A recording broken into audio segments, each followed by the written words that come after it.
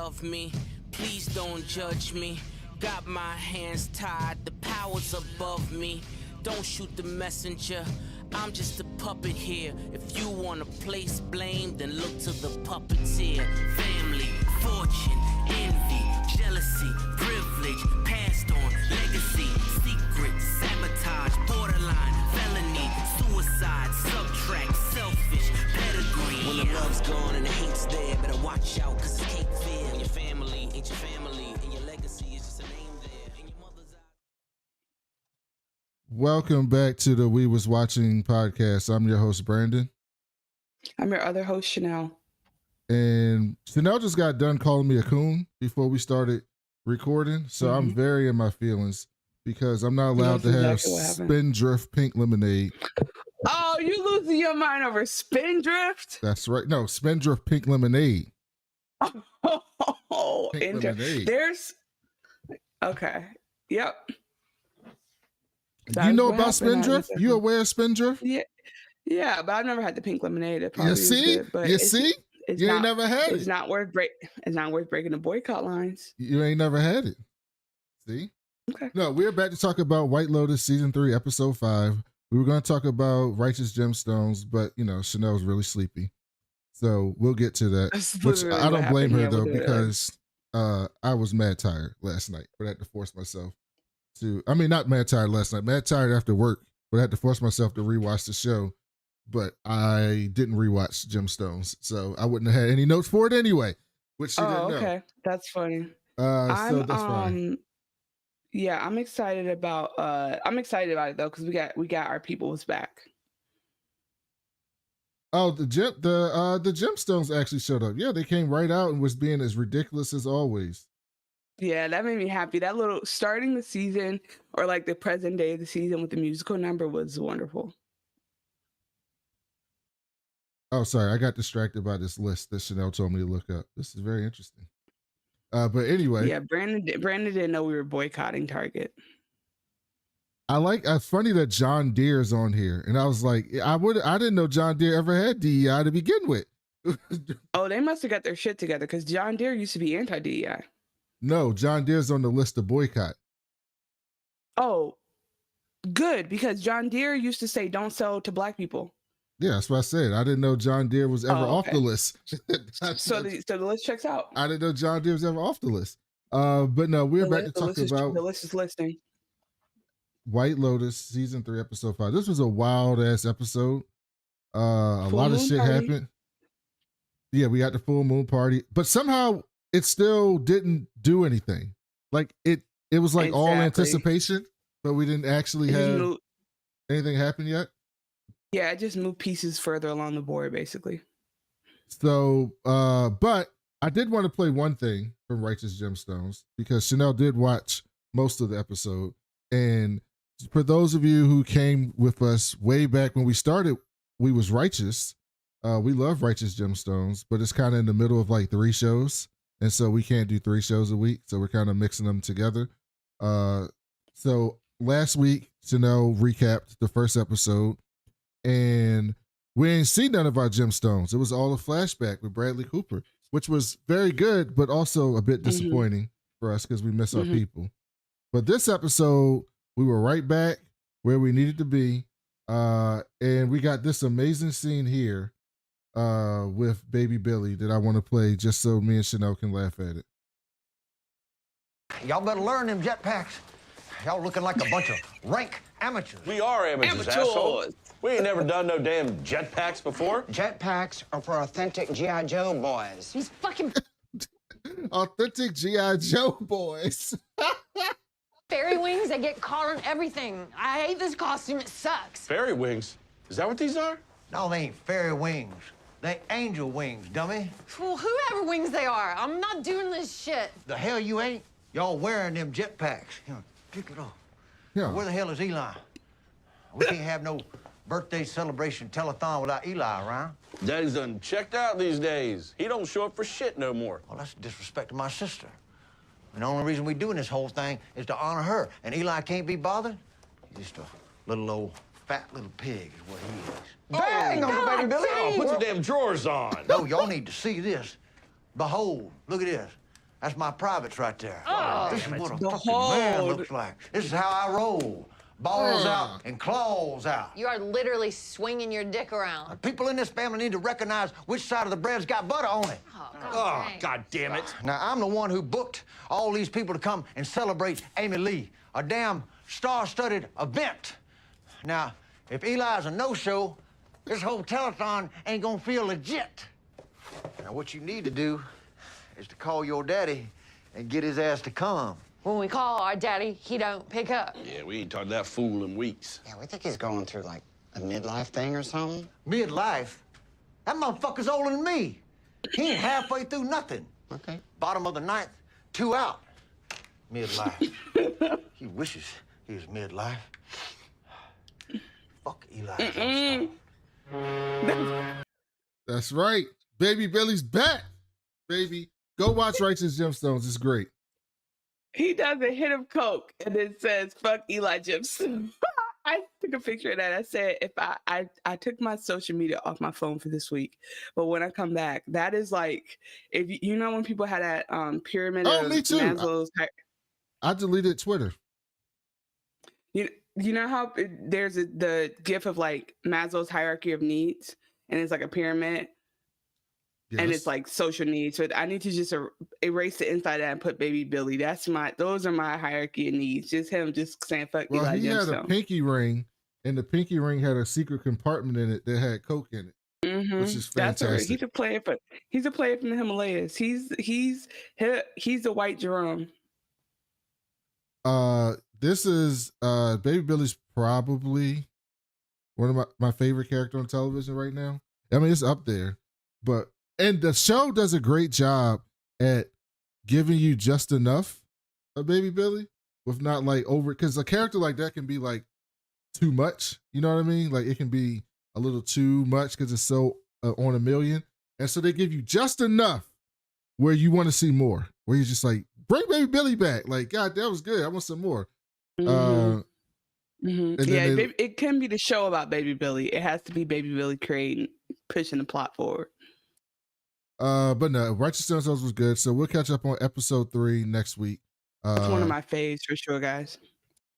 But Chanel, what did you think about White Lotus episode 5, the full moon party? Can you hear me? I'm on mute. Oh. It was some wild shit. It was definitely a lot, but I saw a spoiler that like had me like tensed up, and it turns out it wasn't as like. Sorry.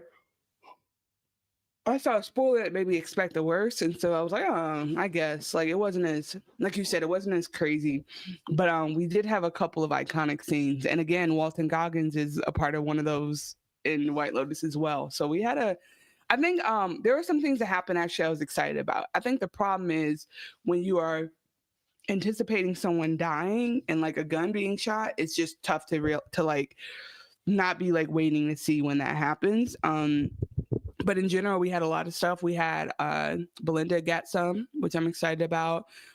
She also like we confirmed that her versus Gregory is about to happen. You have the situation with the rat lifts, and then I actually think we're 100% dead on about the Cougars and what's going to happen with them. Like we got that set up. So yeah, it's a good setup for the rest of the season. They go to 8, right? I think it's 8. Yeah.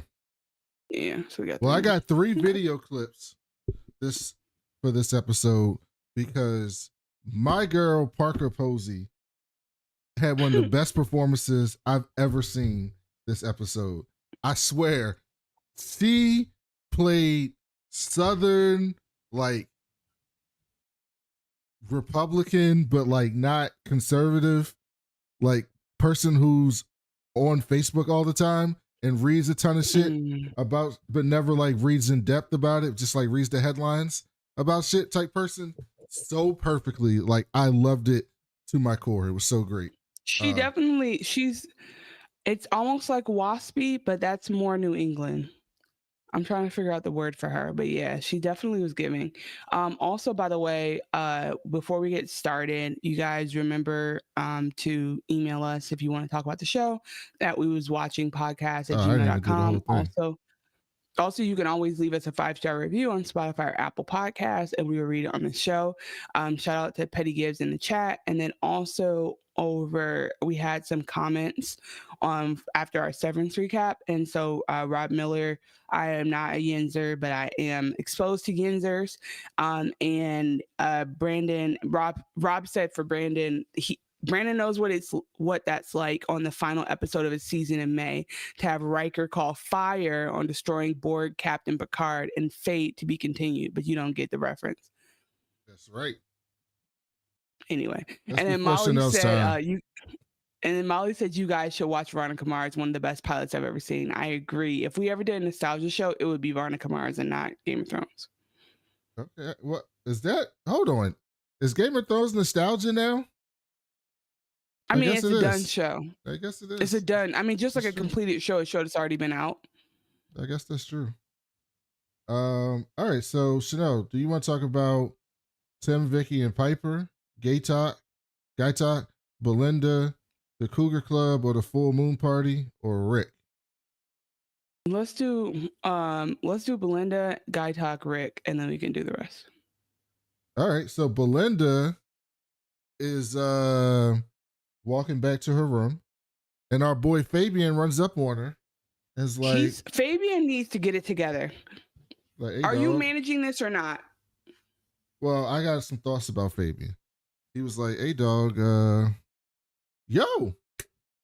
So Greg Gary came up to us, and you got a big fan, man. He was asking about you, wanted to know this and that, and by the way, he rich. He rich. I was like, Fabian a pimp. He trying to pimp out. But Belinda. also, he's an American with a girlfriend. Like, why are your flags not going on? Why are your radars not popping off for this? Well, being a rich, bald white man in Thailand ever stopped them from being with two women? Yeah, but what does he want with this, like, woman, this working woman, this black working woman from America? Like, Fabian does not, in good faith, think that Greg Gary just wants to get to know her. It was just a weird connection. I know he's like making it seem like, oh, okay, but it's like it is him trying to pimp her out basically and being like, just to let you know, or one of our rich customers is interested in you. That's not her business. Yeah, he was trying to pimp her out. And I was like, at first I was like, he don't think it's weird that this old white man want to get to know more about Belinda. But then I was like, I don't know. Maybe from his perspective, Belinda's fine. And this old white man just want to get to know Belinda. So I can't knock him for that part of it. But I would have asked some questions. He needs to say, all right, why don't you talk to her? Because I'm not giving out no information about an employee. Yes. So exactly. That's what I was going to say. So then Belinda can't stop thinking about what Fabian said. And so she went to confront your boy. And this is what we got. It's really low, so you gotta listen because she was whispering. I'm sorry, I can't hear you. I'm all freaked out. The guy that was asking about me, I know him. I've met him in Maui. He was dating a woman I was gonna start a business with. She's gonna help me open up my own spa. Okay. And I just found out today she's dead. She was murdered. And, I mean, it's not clear. She drowned, but people were murdered last summer in Italy. Okay. Fabian's like, I was like, you dumbass, don't you get what she's saying? Like, he was pissing me off. He was making me so mad. Greg was her husband. Gary? His name's Greg. I saw him at the beach barbecue. Recognized him. He lied, changed his name. And I think he's obviously hiding out here. What? They're looking to question him. Why? They think he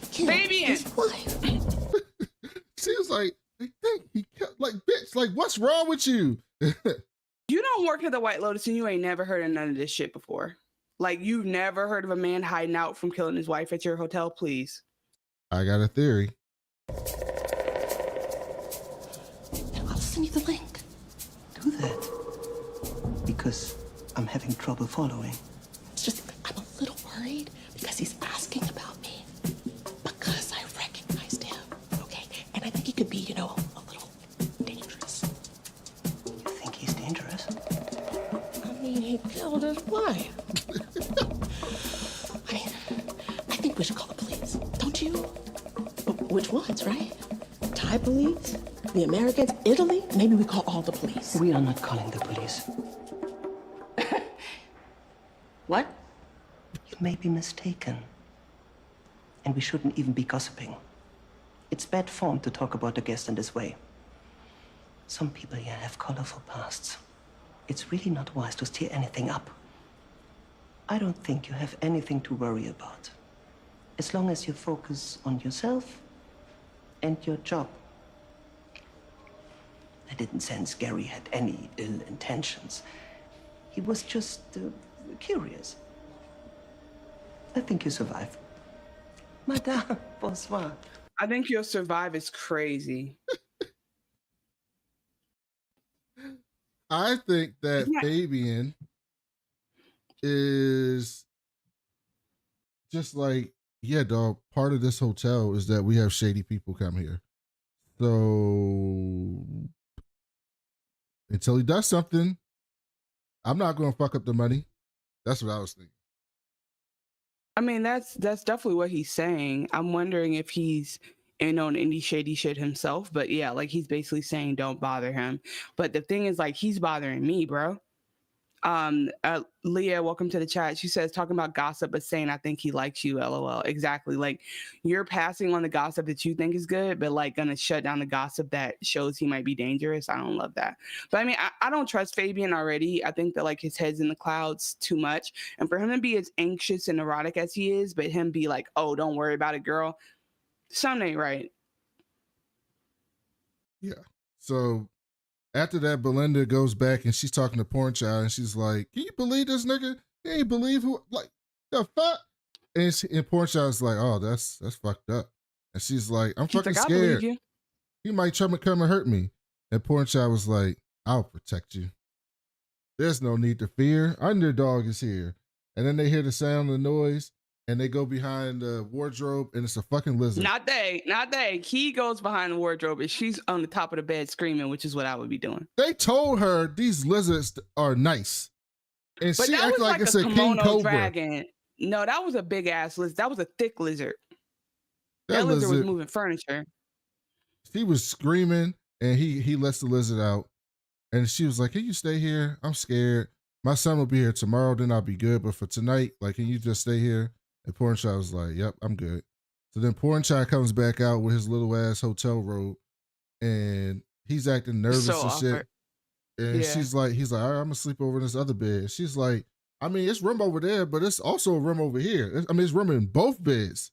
It's up to you, but I got room on this bed. And then Porn Child was like, this is consent. And I don't know if y'all have that in this country, but we just started doing it in America. I was screaming. Natasha Rothwell is a national treasure. And so then Porn Child was like, all right then. And then they sat down and they start kissing. And that was the last we saw of Belinda. And you know what I wanted to see? Of course you did. Didn't you get enough dicks on Sunday? There's no sex scenes with thick Black women. Like, they reserve them only for the adult industry. I need to see some tasteful sex scenes with thick women. I'm tired of just seeing bony women have sex. All right, add that to the list. Add that to the list, yeah. Then you want old sex, you want thick sex, you want more penises. Like, I got a whole list. Good on penis. I've been penises is good. We got a lot of penises lately. We're good on penises. So I just go back to the other part. Yeah. Okay. We'll add that to the list. Hopefully we'll get for that equality. This is, by the way, this is all for equality. I'm not asking for it personally. I might not even watch it. I just need it to be out there more. Okay. I'm okay with it. I got no problem with it. I'm playing because every once in a while somebody new is listening. That's why I said I'm adding it to the list. I'm keeping a list of all of Chanel's wish list in terms of sex scenes. For humanity. Yeah, for humanity purposes. That's right. Okay. So that's basically Belinda. So then Guy Talk is feverishly looking through his booth for the gun. Boy, that gun is gone, buddy. And I'm like, dummy, look at the fucking camera. Just look at the fucking camera. And he does. And so then he looks at the thinks camera. about it. And he sees that it's Tim. So he leaves the booth to go check on Tim. Tim's at dinner. But instead of running up on Tim, he kind of like stakes him out. I was like, this motherfucker, the worst security guard they've ever been. Literally, you got to go and be like, give me the gun. I need to speak to you, sir. And you need to do it aggressively so he feels bad. But if you go approach him casually, he's a person who would steal your gun in a foreign country is not worried about your little feelings. And you young and in shape, you should be able to take down Tim's old ass. Just tackle his ass and rip that shit out of his pocket. But he don't do that.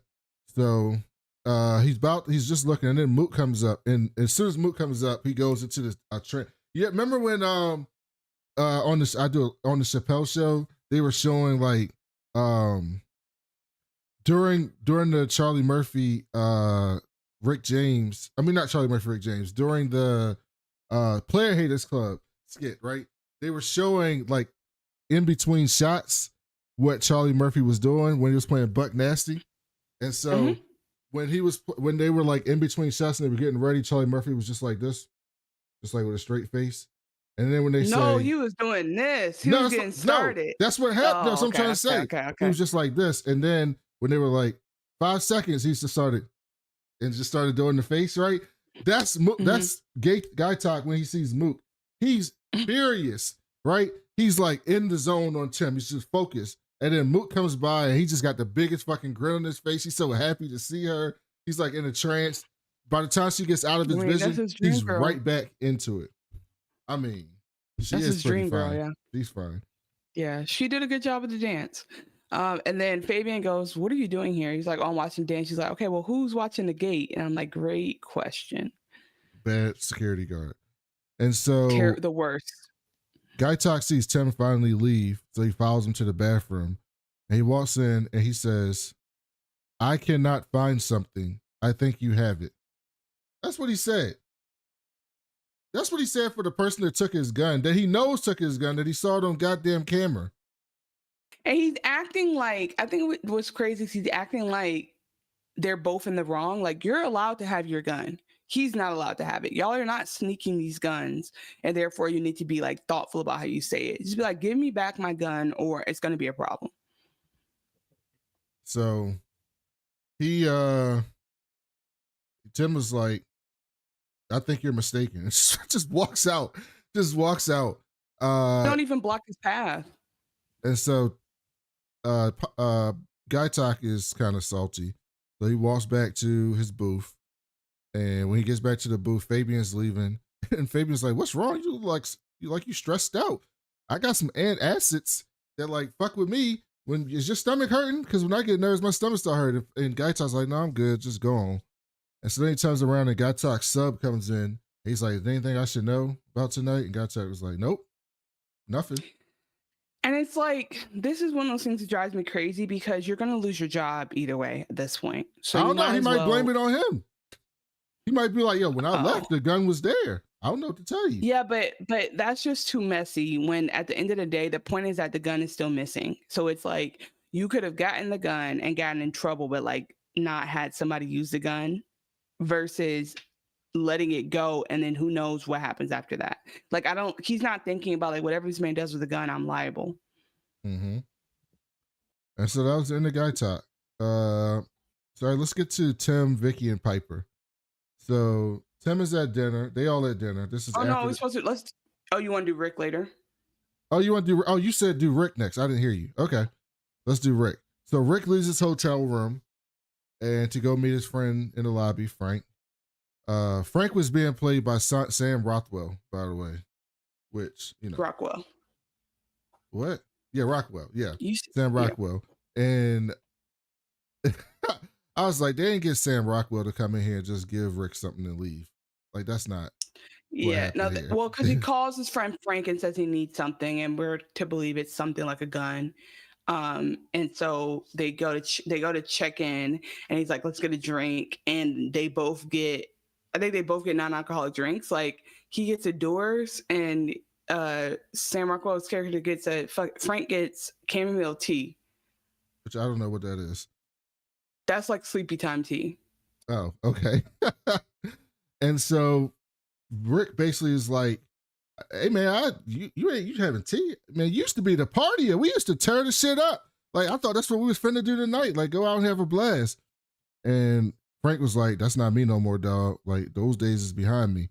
But I got what you needed. So here, take this shit." And so then they come back and Frank is catching them up on everything that's happened while they haven't talked to each other. And then we get to see, and I actually had the video because Rick's faces in this video were unbelievable. I moved here because you know, well, I had to leave the States, but I picked Thailand because I always had a thing for Asian girls, you know.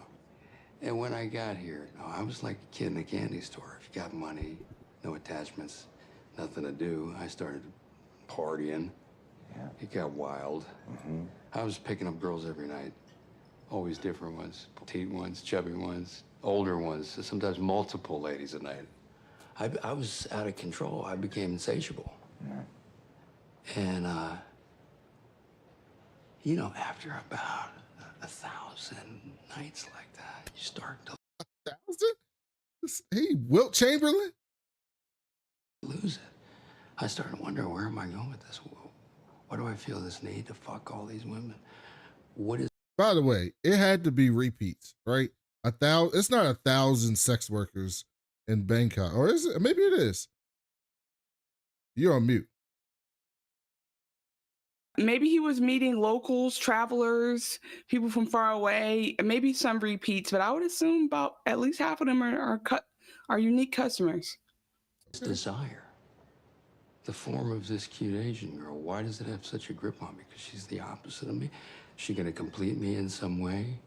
I realized I could fuck a million women, I'd still never be satisfied. Maybe what I really want is to be one of these Asian girls.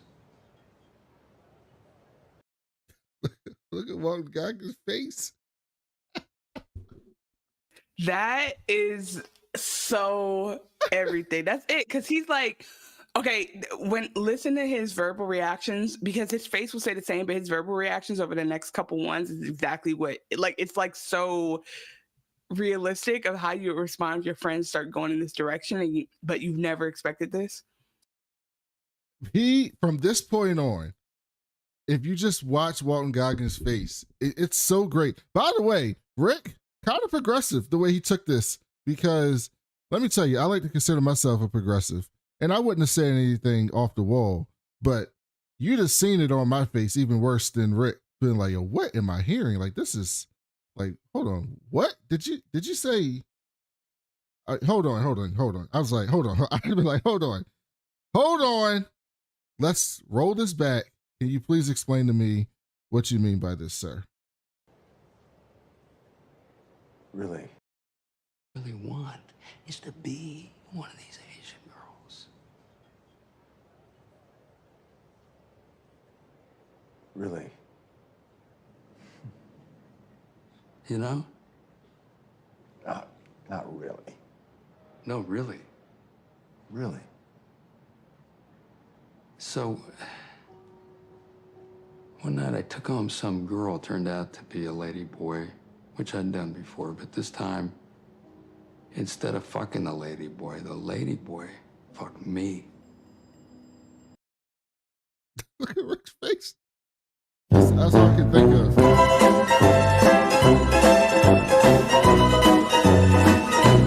He's going through it right now.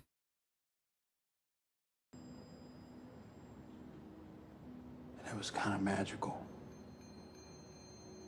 And I got in my head what I really wanted was to be one of these Asian girls, getting fucked by me and to feel that.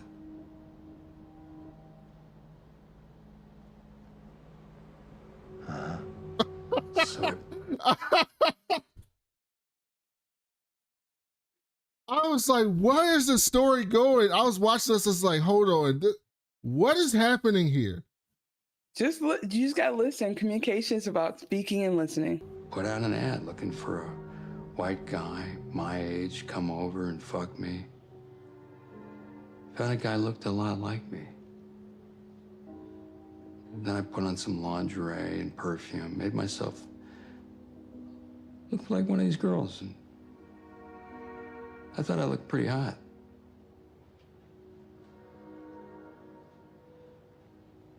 And then this guy came over and railed the shit out of me. And then I got addicted to that. Some nights 3, 4 guys would come over and rail the shit out of me. Some I even had to pay. And at the same time, I'd hire an Asian girl to just sit there and watch the whole thing. I mean, he's got the full gambit. He's got the full gambit of everything, all the way up to cucking. I'd look in her eyes while some guy was fucking me, and I'd think, I am her, and I'm fucking me.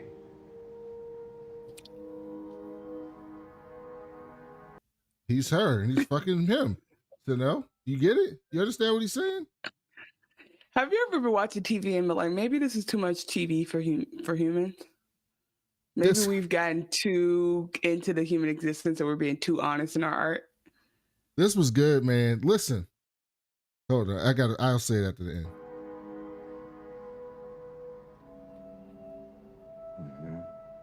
end. Hey, we all have our Achilles heel, man, you know. That's the best ending. Bruh, I eat too many Rice Krispie treats, man. I can't help it. It's just too much for me. I can't get enough of that marshmallowy goodness. We all have our Achilles heel. It's good. Please, I'm gonna add that in when I say something crazy and be like, but we all have our Achilles heel. Where does it come from? Why are some of us attracted to the opposite form and some of us the same? Sex is a poetic act. It's a metaphor. Metaphor for what? Are we our forms? Am I a middle-aged white guy on the inside too? Or inside, could I be an Asian girl? Right. I don't know.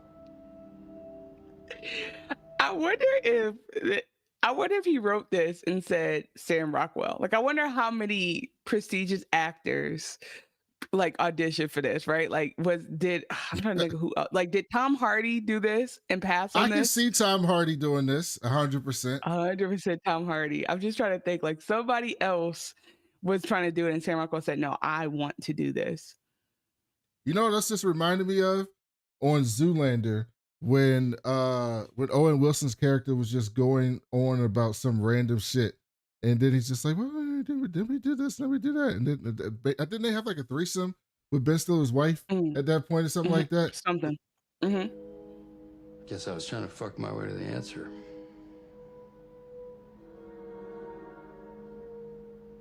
He's a god. And then I realized I gotta stop the drugs, the girls, trying to be a girl. I got into Buddhism, which is all about, spirit versus form, detaching from self, getting off the never-ending carousel of lust and suffering. That's all it's about, It's just simple transition. The transition. Oh, yep. Being sober isn't so hard.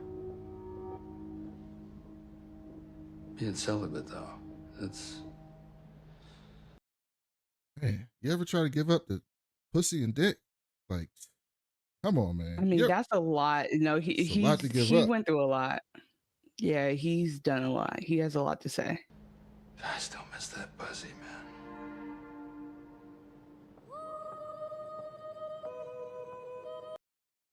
That man needs to go in the Friend Hall of Fame. That's an all-time friend right there. He's like, please show me the hidden camera. He's like, please tell me this is all a prank because I cannot. I don't care how progressive my people claim to be, and I claim to be a pretty progressive person. I know a lot of if my best friend or one of my best friends said that to me, I swear to you, I would be as supportive as possible. But Rick didn't even ask no questions. He had no follow-ups, nothing. Men don't usually do that. Men usually just do like, oh yeah, okay, yep, uh-huh. So Rick did a very manly read. But you're right, because he definitely didn't. There's a lot of reactions he could have had. Yeah, There's he wasn't a lot like, of reactions he could have like, had that he didn't. what kind of, you're not my friend no more. Like, what the fuck? Like, he didn't do that. But I mean, he said, huh? Yeah. Oh. But he's also in a position of a man who still needs to ask a favor. Yes. So he's not necessarily able to judge yet, because he's like, okay, so anyway, I don't care how you show up tomorrow, but can you show up tomorrow and help me? They go their separate ways. He says, oh, but by the way, I need one more favor. He's like, I owe you. What's up? Just a little role play, you know, a little this, a little that. Just keep tomorrow open for me. I'll hit you up. And now I want to see the role play, honestly. Now I'm excited to see this little duo. So then Rick goes back to his hotel room and he opens the bag and we see what Frank gave him. And of course, it's a gun, which I think we all assumed that it was. And then he calls Chelsea because I think he's thinking about, maybe he wants somebody to almost talk him out of doing what he's going to do tomorrow. But Chelsea, which we'll find out a little bit later, is on Molly. So she ain't on the phone. But she had been calling him all day.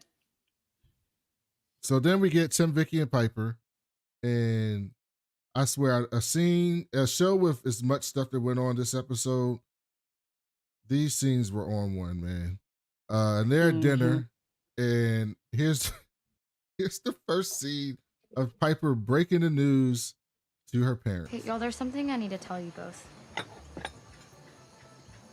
Okay, it's not that big a deal. Don't freak out. The way she put that shit down just off rip, she's like, oh my God, you gonna tell me you're pregnant? Like, what are you about to say? What do you mean don't freak out? You know the monastery I wanted to visit here?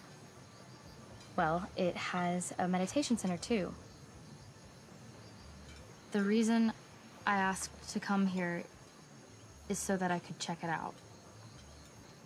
And I did. And I really, really like it. And I think it's what I'm gonna do after I graduate.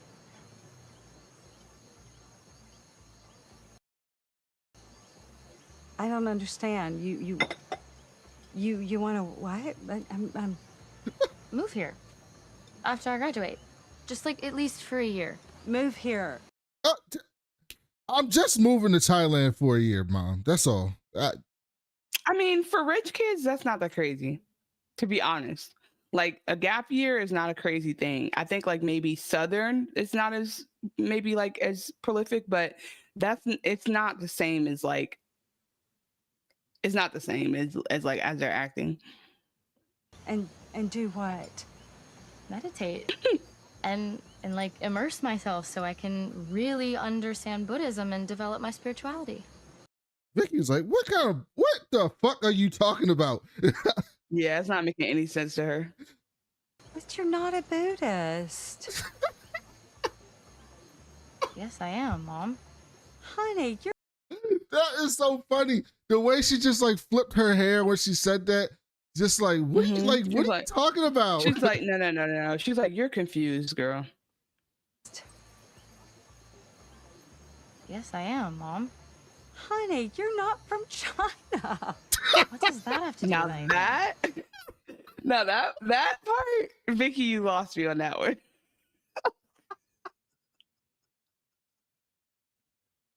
It's all the same. She lost me on that one. It's all the same. She lost me on that one. You almost had a good point. Like, you know, maybe she's overthinking it. Maybe she's out of her midst. But China is crazy. You can be interested in this stuff, but you could never really be it. We're from an entirely different... But pause, because that is true. And if you apply that back to America and think about like people trying to be people who are not born into their culture and don't look like them, trying to be a part of their culture, there is that feeling of like, you'll never really fully be this because you're not born and bred. So like that, it's just the opposite. She's just using it in another part of the country. I mean, the world, sorry. You can be interested in this stuff, but you could never really be it. We're from an entirely different world. Okay, well, you call yourself a Christian, but you weren't born in Bethlehem. Well, everyone I know is a Christian. My parents were Christians. Your parents are Christians. I thought we were here for your thesis, Bible. That's all Tim could muster out. I thought we were here for your thesis. Yeah, the huge fucked up. There is no thesis. What? What do you mean? There is no thesis. There's no thesis? We're here to check out this meditation center because I'm gonna live there for at least the next year. You want to live in Taiwan? What? Now, really, you have to really think about it. She's been in this country for so many weeks now. They've been there for several days. It's the best, man. She is the best.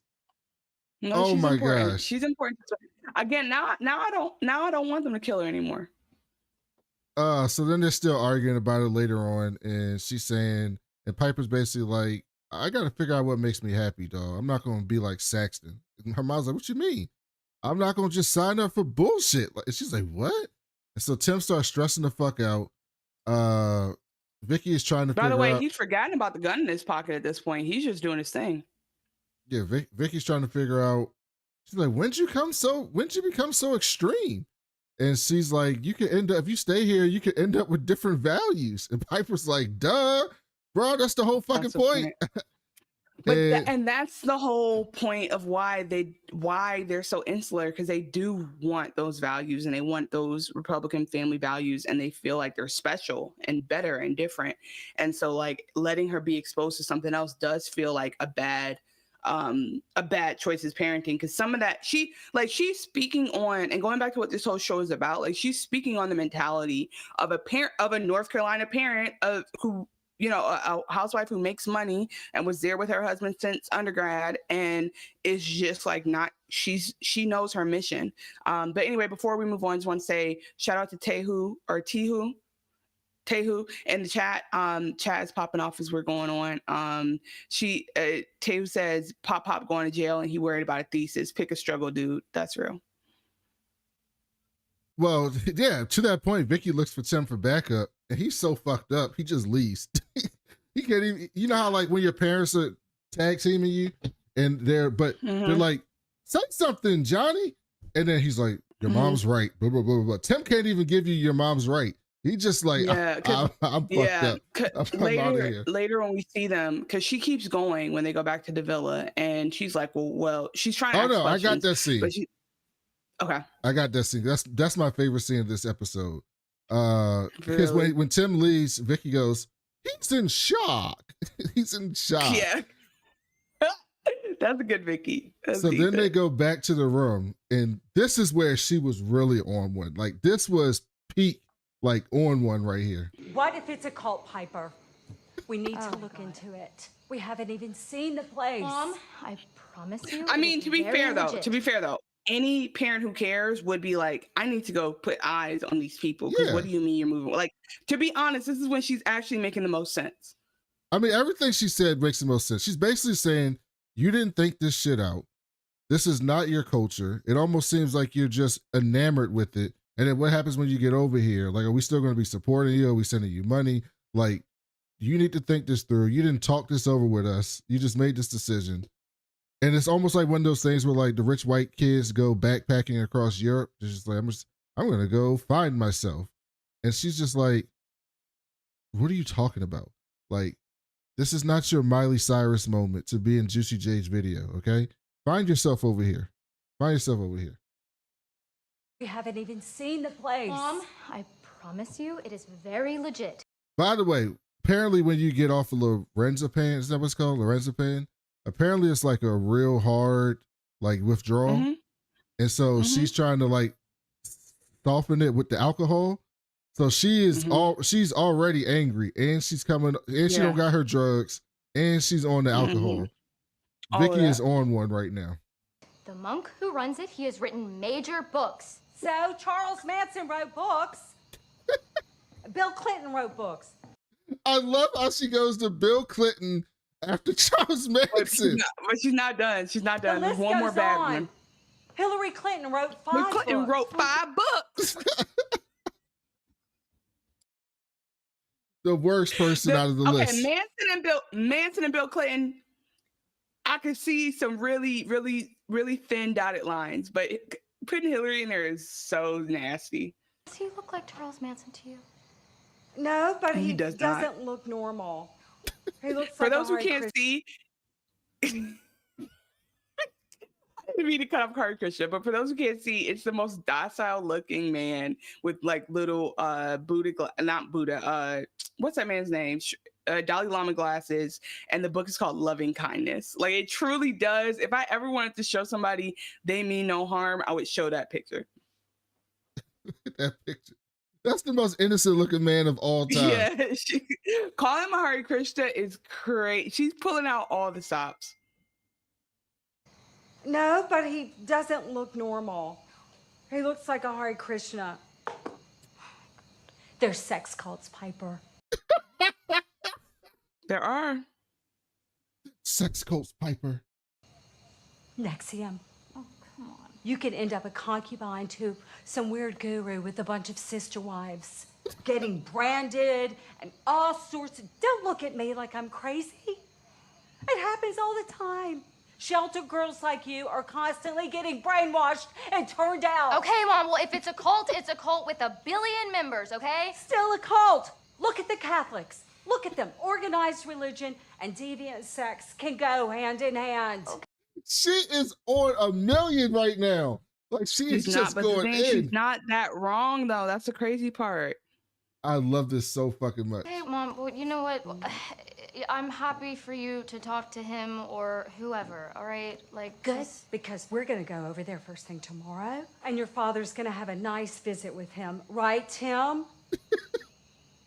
Look at Tim is out of it. Bro, look at his face. He is totally out of it. he like, wait, y'all talking to me? Yeah, sure, I'll talk to him. I don't even have my lorazepam. I'm going to have to drink myself to sleep. This is the first time when I actually understand, like, and sorry, that's my sleep reminder. I actually understand what Victoria's going through. Like, this is the most relatable I think a character has been this whole time, because even though the shit she's saying is crazy, the reality is that, like, this is a big shock. Well, yeah. She was so on it right there. Man, that was an all-time, like, your parents, like, telling you off. Like, that was an all-timer for TV. So then Piper don't understand. She turned to her daddy. She's like, what the fuck's wrong? What's wrong with Mom? And Tim is like, it's just hard for her to get her head around it. And Piper's like, it's not like y'all raised us to be big Christians. Like, what's the big deal? And Tim, and then keep going. I forgot about this. Tim was like, let me tell you a story. When I was 17, I was an altar boy, and I used to sing this song. And he started singing this song, and Piper just walks the fuck out. Just walks out on him singing the stuff. Because he's lost. He's the sheets to the wind. So then in bed, Vicky's worried about, she's like, what are people going to think? What are they going to say about us? They're going to think we're bad parents. I'm like, if you only knew what the fuck's going on. She says, we can do everything right, but at any moment, something can come along and upend everything. And then they cut the pipe. And he's like, well, you're right. They cut the Piper meditating in her room. And then Tim is writing a suicide note and is about to unalive himself. By the way, doing that in his Blue Devil shirt is crazy. Like, you could dive suicide in anything. Doing it, do stuff that was way too accurate. That was way too accurate. I was like, Mike White is sick. And Victoria comes in right in that moment, and she's like, Tim, you're not acting like yourself. And he's like, do you understand the expectations put on me since day one? My granddaddy was a governor. My daddy was a businessman. Everyone expected the most out of me. It's too much. I'm stressed the fuck out. And she says, there's no reason to stress, Tim. You've already succeeded in every way. And just bring your ass to bed, and walks back to bed. And so then we see Tim praying to God, asking him what to do. Like, what should I do next? And that was the last we saw of the Ratcliffes back at home. Which is interesting because very rarely do we talk about religion on White Lotus, and like the whole thing here is like Buddhism is clearly a big impact in Thailand on the people there, and so for him to be like rediscovering, thinking about being an altar boy, thinking about being Christian growing up, and the fact that he fell from those values, I think that it's possible that could be the only thing that stops him from choosing to die, because he remembers his faith. So like I actually think it was great that Piper's in meditation, prayer, and he's going into prayer too, because my thing is, you matter. Stay here as long as you can on this earth, and if you have done everything but pray, try praying. Just try praying before you do everything. Just double check that prayer won't make you feel better. And so he starts praying. Well, one of the things on this show is that rich people never face consequences, right? That's what you see the first two seasons. Like, no matter what happens at the end of White Lotus, some people may be sad or whatever, but nothing actually tangibly changed for those people's like existence or their wealth or anything like, except Tanya. Tanya died, but that was just due to death. But she didn't like lose all her money or anything like that, right? There's never any consequences. So I'm curious if they actually be like, no, Tim's like, you gonna go through some shit, like y'all going down.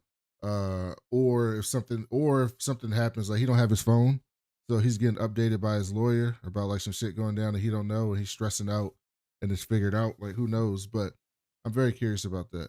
All right, we're gonna finish up the full moon party. So let's go to Cougar Club.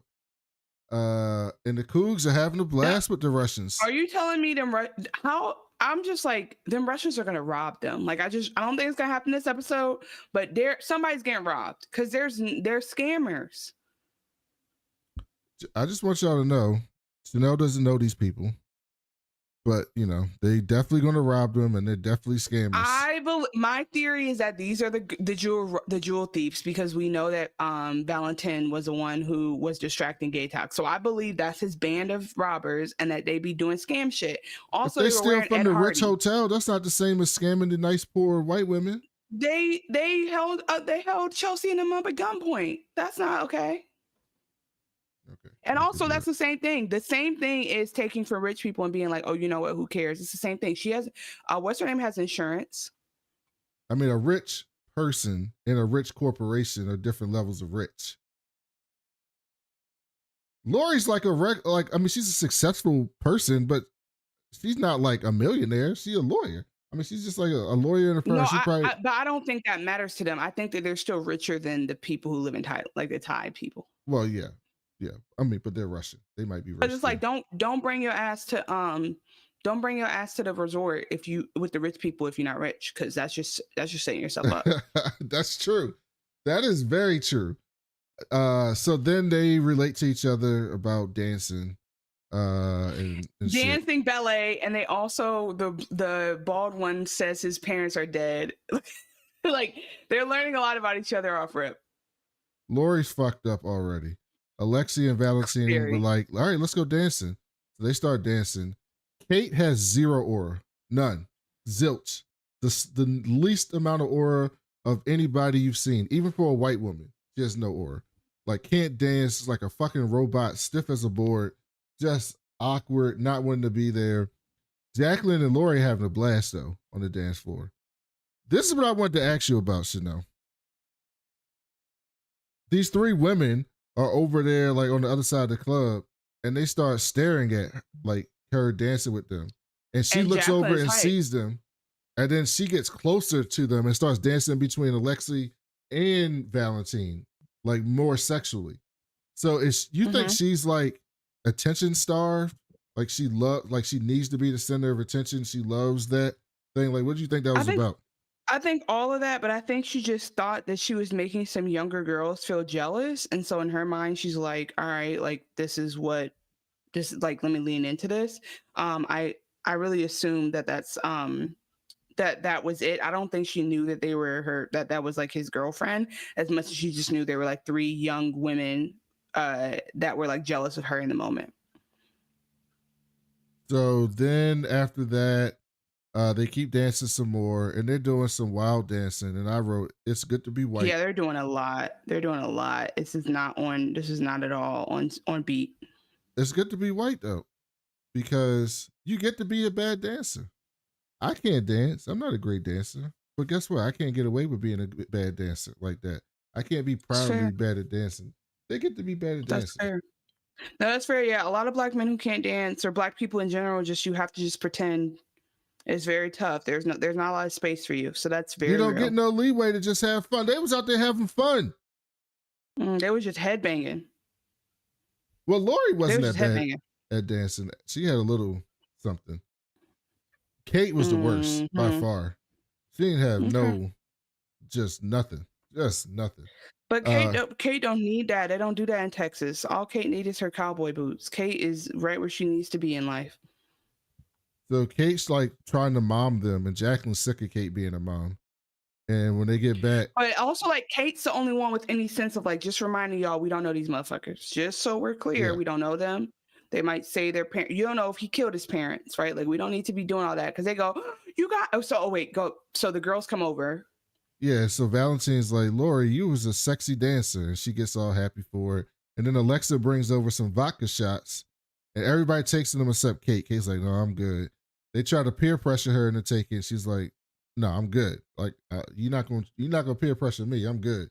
And then Lori takes the second shot. She's like, fuck it, somebody had to take it. So she's fucked up at this point. Like Lori is in a really drunken state, to say the least. Jacqueline does a racist toast, and the Russians was like, bro, we only say that shit in movies. Like that's not what the fuck we say. And she can't pronounce what she was trying to say, so she says Shia LaBeouf, and then they toast. And then they're trying to the girls come over and they start yelling at the young girls that was looking at Jacqueline earlier. They come over and they start yelling at Alexa, and they're going back and forth, screaming in Russian. And Kate's like, that's our time to go. Exit stage right. Like, let's get up on out of here. But Lori and Jacqueline are having too much fun. So they're like, hey, why don't you guys come back to the villa? And Kate's but to be fair, you definitely, once you got like fucking Thailand shore happening in front of you, you need to call it a night. Like you don't need to be there while Ron and Sammy argue. You need to get the fuck out of here. Like they're not picking up, and that's where Jacqueline is messy, and you see the root of like what she ends up doing later. Like Jacqueline wants to be in the mix. She swears she doesn't want attention, right? But like that's the whole thing. She doesn't want to be recognized, but she still wants to be messy, and that's kind of what drives her probably to be famous. Like she doesn't want to be harassed in a bathroom, but she does want people to have eyes on her, and that's like the sick thing about her. And so Valentine's like, I'll call you a taxi and I'll meet y'all back at the crib. And so we see them back at the crib and they're having a good time outside the crib. Kate definitely looks like it's past her bedtime, but she's trying to stay. It's like you trying to stay up with your younger friends that you haven't hung out with for a long time, but you old. And so then the Russians come in and they start stripping and jumping into the pool. But Alexei and Valentine keep their drawers on. They're just like posing and jumping in the pool. And then Vlad comes in and strips down butt-ass naked, does the fucking windmill with his dick, and then jumps in the fucking pool. And Kate is like, what is happening here? Like she is in complete shock. But of course, Kate and Lori are already out there. Jacqueline has to make a grand entrance into the pool. Like she makes a grand entrance so everybody can see her coming to the pool. And keep in mind, like Jacqueline is the one who's not really in a happy relationship. So, oh my God, Jacqueline, Lori, and the third one's name is Kate. Kate is the only one who actually has something to go back home to. Like everybody else is like escaping their life they're not really happy about. And so that's why she's the only one who's like, are y'all joking? Like, I'm okay with feeling young, but like y'all have three strangers naked in the pool right now. Lori then jumps in the pool and they all start playing around the pool and jumping around. The music's playing, the lights are going on. Kate can't believe what she's seeing. Lori takes her shirt off and just starts partying more, and it's just like a big ass fucking party. So then afterwards, they're all drunk talking, which is, it's the thing the white people do. They just talk each other when they're drunk. After they've done all the partying, you just talk. And Vlad is talking to Kate and Jacqueline about he says, my mother's sister. And Kate's like, your aunt? Yeah, my aunt. She's a bitch. It's just like, damn, what are y'all talking about? And then Lori is like bringing the party down, talking about work and alimony. And I gotta pay alimony to my ex-husband and shit. And they're just like, and then they say something in Russian, and Lori's palimony. like, palimony is for men. And they say something in Russian, and Lori's like, what the fuck? Like, y'all talking shit about me? And Alexi was like, no. What we said was, you need a good man to take care of you, not those cheap ass American man. Yeah, no, what they're saying is you need a good man to scam you, because if you're gonna give American men money, you might as well give Russian men money. I'm telling you right now, they're scammers. So then, all right, you're very confident. We know you're Russian bias, so we'll take that into consideration. So then Kate, it was like, it's time to go. We're old ladies. This is too much for us. And Jacqueline was like, no, the fuck, we're not. We're good. And Kate's like, no, it's time to go. You need a friend like that, because honestly, how do you make sure that you wake up the next morning if somebody doesn't say, y'all, let's turn this shit down? And they all said, Lexi's like, y'all coming to the fight tomorrow, right? Like a boxing match. And Lori's like, yeah, we be there. So then they leave, and then Lori and Jacqueline were like, that was so much fucking fun. Oh my God, that was fun. And Kate's like, yeah, fun. Huh. Can we go to sleep now? And then Jacqueline was like, Lori, you should have hooked up with them. And Lori was like, all of them? Messy. This is messy. Because Jacqueline this whole time has been trying to encourage Lori to get her groove back. And she's like, oh, you're the only single one. You should do X, Y, Z. So she keeps encouraging her. And it's almost like because she didn't do it, but also because she knows she wants to do it, Jacqueline is plotting. And Kate looks horrified. And they was like, all right, let's go to bed.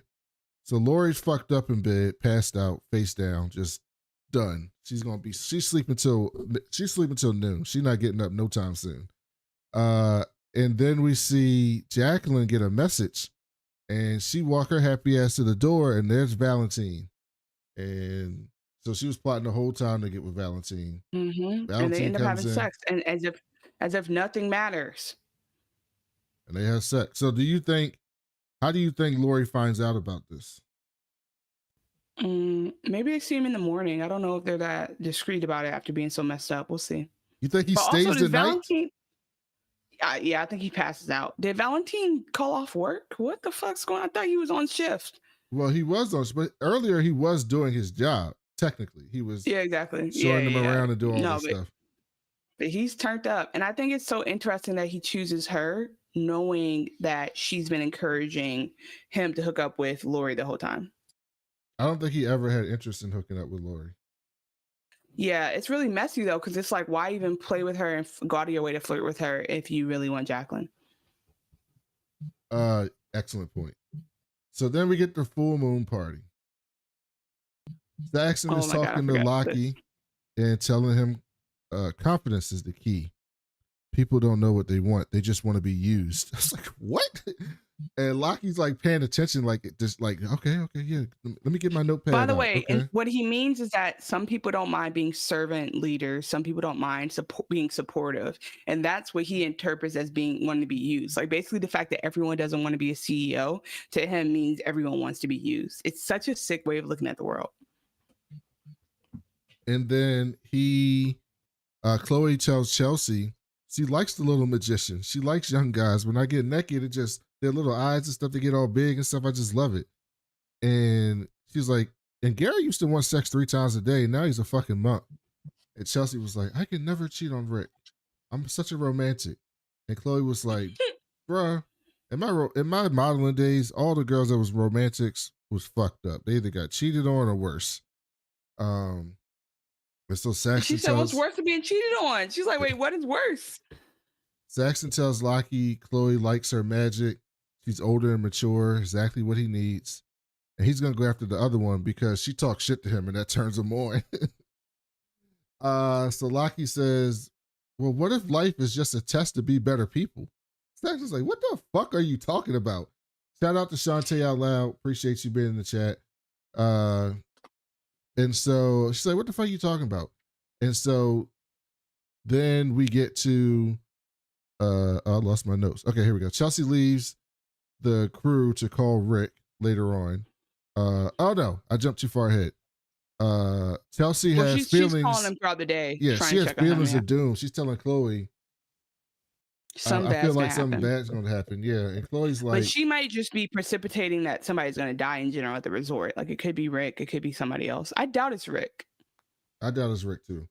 And Chloe's like, you can't waste your whole life trying to save him. And Chelsea's like, but he's like my fucking child. And Chloe's like, he's 50. That's a good point as well. Like it's like Chloe's not, it's like how a broken clock is wrong twice a day. Like Chloe's not wrong, but Chloe's motivation is like to be messy because Chloe doesn't really have a actual relationship with Gregory, so she's not able to understand how like somebody her age can have a serious relationship with a 50-year-old. Although, like, to be honest, like they're 30s. They're not. I don't. Maybe they're supposed to be in their 20s, but like, no, I think they're definitely supposed to be in their 30s. Yeah, so it's like they're not that far behind for them to be acting like they're young girls, but like in terms of not having serious relationships. But yeah, like she's keep going because the part that she says about Gregory later like throws it's too much. Oh yeah. Chloe's actress is 38, so yeah, she's definitely older. And Chelsea, White Lotus actress, her name is Amy Lou. What a fucking name. That's a Righteous Gemstones name. She's 31. So yeah, they're definitely in their 30s. Interesting. So then Pilates will do something for you. That's yes, it will. And then so Chelsea they start walking on the beach. And Chloe's talking to Lockie, and he's like, what happens at the full moon party? And she's like, oh, all the vampires come out, everyone gets laid. We need to honor that tradition, right? And so she's throwing it on hard on Lockie. And Saxon's talking to Chelsea, and he's like, it's time to live it up. Ain't no old men with issues around here tonight. We're gonna have a blast. I don't have no issues. I'm gonna be here making fun for you. And Chelsea's like, oh, you definitely got issues. He's like, no, I don't. I'm good. And I do appreciate some of that wisdom where like anybody who acts like only old people are troubled is like, babes, they're troubled because they didn't deal with their shit when they were young, like you're avoiding to do now. Saxton sees Lockie trying to like keep drinking, and Saxton's like, bruh, slow the fuck down. Like, you're doing too much. Like, calm the fuck down. And Lockie says, I'm a senior, bro. I'm going to take you down one day. I'm like, oh, I bet you are, buddy. And he goes, in high school, bitch, what are we talking about? Like, but I think that's the problem is like, you can't keep pumping him up the whole time to be like, be a man, I'm going to teach you everything. And then be like, and then he's supposed to have the wherewithal to know when not to do that, you know? Right, exactly. And that's when Chloe comes back with some Molly. And Lockie's like, we assume it's something. Saxon's like, I don't do drugs. Okay, no drugs for me. Say no to drugs. Which he rarely gets it from me, but I also would not take the street drugs in Thailand. I'd be like, where the fuck did those just come from? Like she just pops up with drugs? No. Well, we know where she got them from. She went and talked to that Thai people that she knew. Yeah, but I'm just saying, like, who are they? Yeah, is that a dispensary? Yeah. What is this? Yeah, like, where are they manufacturing? Where are these coming in from? I just would be like, nah, I'm good. And then Chloe walks over to Lockie, and Lockie just takes it, and Saxon is legit pissed. Like, what the fuck are you doing? He's like, are you mad? And he's like, whatever, dog. And he's basically like, I gotta keep out with my brother now. So Chelsea comes back, and Rick didn't pick up the phone when she called, so she's pissed. She's like, fuck Rick, I'm ready to have fun. So Chloe gets her to take the drugs, and she goes, it's our one night away from the grumpy old geezers. And Chelsea's like, okay, you got a point. And so yeah, exactly. It really is. So then they peer pressure Saxon into taking it, and he takes it. And Saxon was like, I don't do drugs normally, so don't take advantage of me.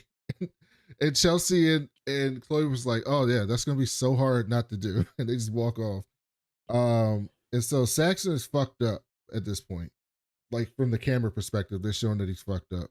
He's watching the fire dancers and shit. It looks like a fucking blast, not gonna lie. Then they sit on the beach watching fireworks. And then they get back to the boat, and Chelsea's still sad about Rick. And Chloe's like, dog, you gotta stop worrying. You're bringing us all down. Like, and Chelsea's like, it's all about his feelings all the time, his pain. She's like, I got fucking pain too. And Chloe tells Chelsea, she's like, you're so fucking beautiful. Why don't the four of us just get it on? And Chelsea was like, bro, why you keep trying to get me to fuck? And she was like, what if Rick found out? And Chloe was like, what, would he kill you? And she's like, no, of course not. He'd just be really mad. And then Chloe says, well, Gary might kill me. Like, I'm starting to think that he's really capable of it. And I was like, girl, if you only knew. Yeah, if you don't wake up and smell the coffee that you're already trying to smell, like, but and she goes, I don't care, it's worth it. I'm like, are you sure? Is Lockie worth it? I don't think Lockie's worth it. I don't think it's worth him actually killing your ass, which he will do. And then they go in, they basically start playing Truth or Dare. And so Lockie tells Chloe and Chelsea to kiss. So they kiss. And then Chloe tells then Chelsea tells Chloe and Lockie to kiss. And Chloe was into that. She's like, get over here. Like scorpion him over to him so they could kiss. And then Chloe tells Lockie and Saxton to kiss, and Saxton thinks it's a joke, and then Lockie just goes in for like a quick peck, right? And then they're all laughing, and then he comes back for a second longer kiss. Then she goes, no, do more. She's egging it on, by the way. And Lockie is like fully into it, and then Saxton is so fucked up that he just like doesn't know what the fuck's She's happened. Like, what just happened? But I think he knows he didn't like it. And he knows he didn't like it. Yeah, it's an interesting dichotomy that like he's turned Lockie into him, but worse almost in this trip, like in this part of the trip. Like Lockie was doing some wild shit during this part of the trip. And he was. And Lockie's smiling about it. And then you see the girls laughing, and then we don't know what happens after that. Maybe we'll see next episode, but that's the end of their story. So we got a lot of anticipation this episode about what's going to happen next. We thought it might be this episode because it was called Full Moon Party, but it almost set everything up. Next episode, something has to happen. Like we're close to a crescendo. Something has to happen next episode. So what are you looking forward to, Chanel?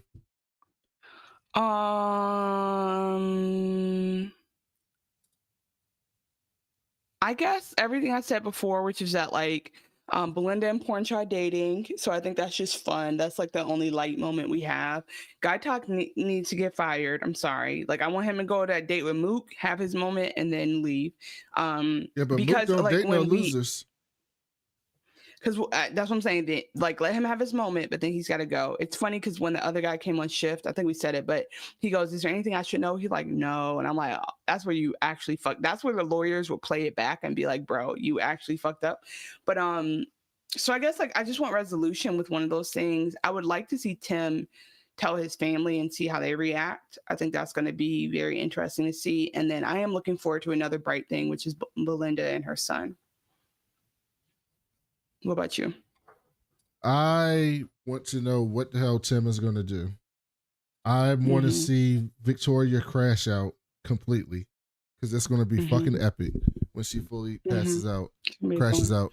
And I want to see how Saxton is changed by this night, especially if he doesn't end up fucking end up fucking Chelsea and Lockie and Chloe get it on. Like his ego is going to be like everything that happened this night is going to be fucking with him if he remembers it. Especially because his brother kissed him. Yeah. So I'm interested to see what happens there. But thank you all for listening. We had up to 80 people watching this episode live. So we appreciate y'all through YouTube and Twitter. Make sure Thanks, guys. if you're watching on YouTube or you're watching on Twitter, go to our YouTube page, youtube.com/@wewaswatching, and hit that subscribe button. We're on the race to 500, so you can help us get there. And we'll be back later this week for the finale of Severance, which we're all looking forward to. Very excited about the finale of Severance. So that's going to be later this week. So look out on social media for us posting when we're going live on that. Probably Friday or Saturday, most likely, depending on how busy Chanel is. Or actually, I don't think actually, it'll be interesting if I can talk, because I got to get dental surgery on Friday. Oh, and they got to put me under. You'll be fine. You'll be good. You'll come back out. But I'm glad you reminded me of that, because I need to pack my mic when I travel this week. See, she's back traveling. She's probably going to Milan somewhere. It's gonna be in the US. She's going to Chicago. She's going to Milan. She might be going to Paris, somewhere nice. Yeah. You'll see her exactly. If you follow Chanel on social media, you'll see her taking a picture at the top of the Eiffel Tower, having dinner, eating tapas or some shit. That's what I'll be doing. Yeah, you're right. So just keep an eye out on her gallivanting around the world while the rest of us sit here in misery. But we'll be back for Severance. We love y'all. Thank you for listening.